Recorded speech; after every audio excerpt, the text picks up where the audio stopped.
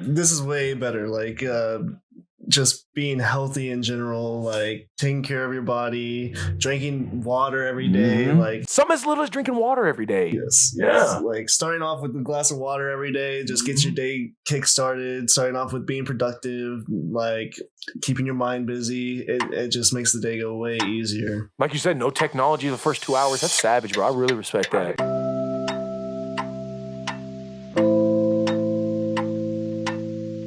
What sort of difference in accountability or just lifestyle change have you noticed since embarking on fully committing to training as a professional full time?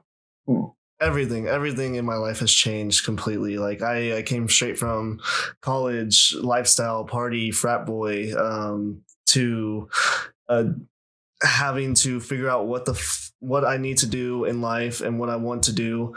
And that started with going to sleep early, changing my diet, changing my friend groups, constantly reevaluating my friends, constantly reevaluating where my money's going, where my time is going, everything.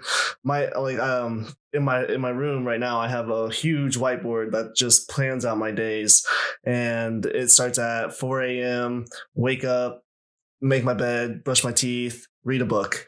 No technology for the first 2 hours that I'm awake. And then I'll go swimming at Genesis Club with my roommate, Kevin Kroom. Shout out, Kevin. He's just gotten the UFC, right? Or is that... It's been about a year and a half. Okay, he's had 3 fights? Yeah, 3 fights. Nice. Recent. Yeah, but fairly recently. Yeah. Definitely recent. Love him. One of the best guys I've ever met. Honestly, he's kind of taking me under his wing right now. Nice, kind of like a protege. Don't you feel like a protege? Don't you feel even more accountable in your actions? Waking up at 4 a.m, going and doing the swimming, making sure you're accountable on your diet, because you have somebody who believes in you enough to be able to take you under their wing. Oh, most definitely. It's helped out my mental a lot, and your physical. You look like a savage. Yeah. Looking nice and lean, son. Nice and lean. I'm at like 158. Okay. You got 23 pounds in there somewhere. Right. I guess only 22, right? You get a pound, don't you? Well, usually it's only 15 because I'm usually featherweight, but this fight I'm making my bantamweight debut. Oh, let's go getting a little skinny. Yes, right. Yes. Getting a little skinny. Gonna look like Skeletor out here. Are you nervous for that cut? Not too bad. Good. I got Elle Wagman in my corner, nutrition side. Anytime I ever have any questions, I just hit her up. Nice. And, she gives me a breakdown of like my macros, what I need to be doing. Perfect macros. Let's go. Is that Grant's girlfriend or wife? Okay, that's awesome. That's awesome. I thought that I'd seen some. I creep on his, the little fighter Instagram a little bit. Nice. A little nerding out. But that's what makes you a good potential radio personality or podcast host is knowing, but not only knowing sports generally, but knowing the local scene. Like knowing a lot of the local stuff is very important. Yeah.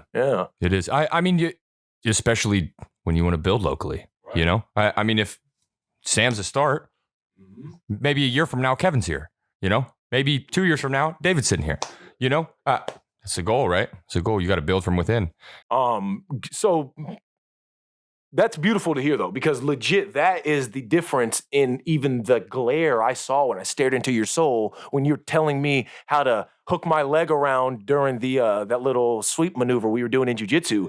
There was a different level of arm drag, yeah. There was a level of like, hey, I'm going to tell you this and you're going to listen because I know what I'm talking about. And for me, it was like, oh, okay. And I'm used to being the like, listen, hands at home. As soon as you throw that jab, elbow in, make sure you turn over your knuckle. Like I'm used to being on that roll. And to see that growth explicit is like, okay, you're not only taking the full accountability of being a professional, let's say, but also not wasting the effort of other people who are also investing in you. Right. And that's the selflessness aspect of it. Yes. And that's also like nice.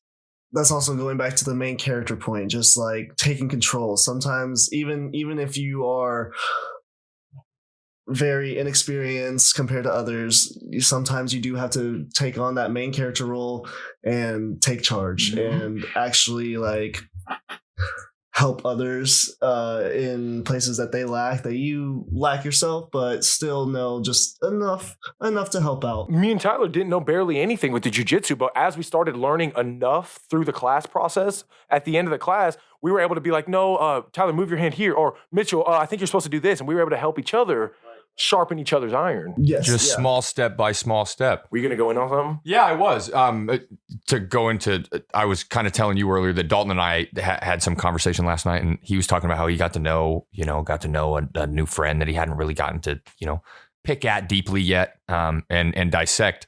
And he's starting to, come to a point in his life where he's realizing that, like many of us, maybe what our parents told us as kids isn't always necessarily the way the world works. The way that we grew up thinking isn't always necessarily the correct way.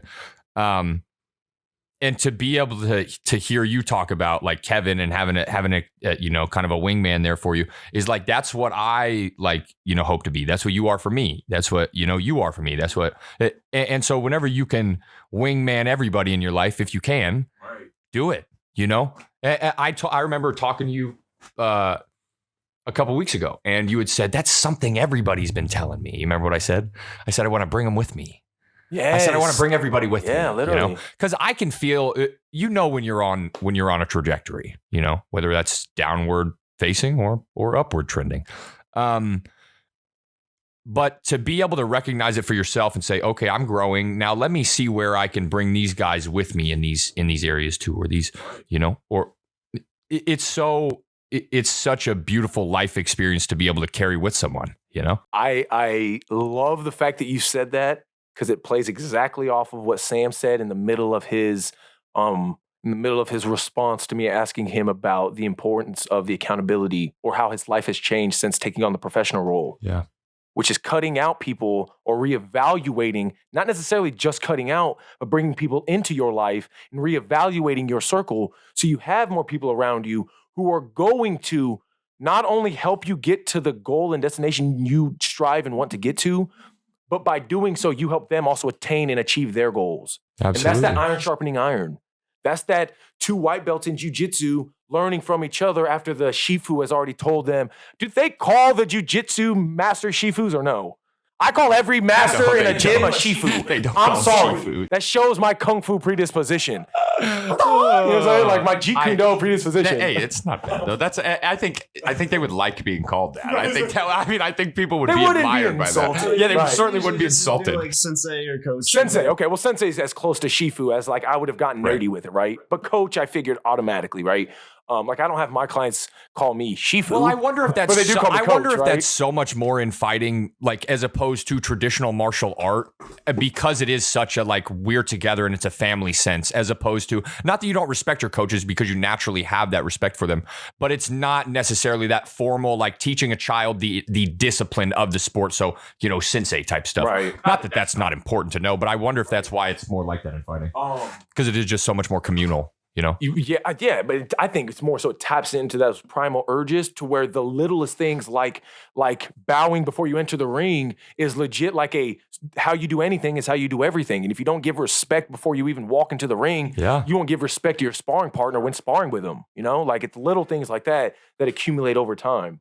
It's no different than tracking your macros though. It's no different than working out consistently every week, no different than going to work every day. Yeah. It's incremental change in accumulation will build into such drastic change that you won't even know who you are a week from optimization, because you'll be like, wait a minute, I'm actually this savage who's 156 and doesn't have that much weight to cut, as opposed to if I was eating Chipotle and garbage BS every day.